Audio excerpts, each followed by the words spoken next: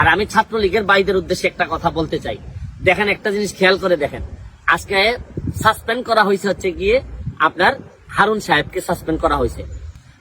আমরা কেউই জানি না তারা ভবিষ্যতে কোথায় যাবেন, কিন্তু যে ছাত্রলীগের ছেলেরা মার খাইলো তারা এই যন্ত্রণা নিয়ে বিসিএস তো দূরের কথা, এই ছেলের তো এই ছাত্রলীগের সাংগঠনিক সম্পাদক বা যারা যারা মার খাইছেন তাদের তো এখন জীবন চালানোই কঠিন হয়ে যাবে।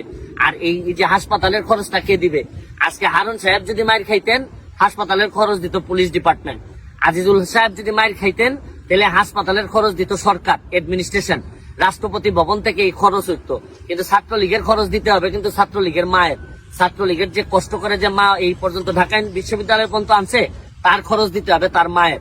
এই জন্য আমি ছাত্রলীগের ভাইদেরকে বলবো যে কোনো কেউ ডাকলেই চলে যায় না, কারণ আপনারা দেখছেন তো যে ছাত্রলীগের যতই আপন আপন কথা বলেন কিন্তু ছাত্রলীগের বেশিরভাগ মানুষ তার ব্যক্তি স্বার্থে যখন ব্যবহার করেন তখন কলিজাটা ফেটে যায়।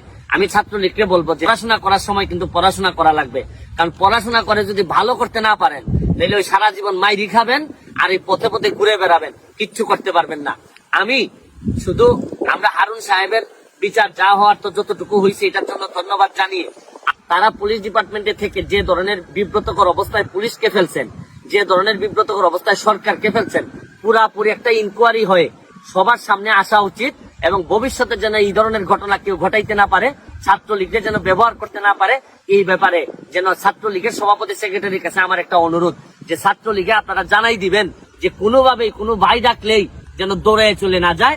আপনারা কোনো বিচারে থাকতে পারেন, সালিশে থাকতে পারেন যেখানে অন্যান্য নেতৃবৃন্দ থাকেন, কিন্তু অমুক ভাই বললেই দৌড় দিয়ে বারডেমে চলে যেতে হবে, দৌড় দিয়ে এইসব জায়গায় যেতে হবে। আমি ছাত্রলীগের সভাপতি সেক্রেটারির কাছে বলবো এই বিষয়টা আপনারা যেন সামনে নিয়ে আসেন, ছাত্রলীগকে যেন এটা জানান দেন যে ছাত্রলীগ যে কোনো কাজে ব্যবহার করা যাবে না।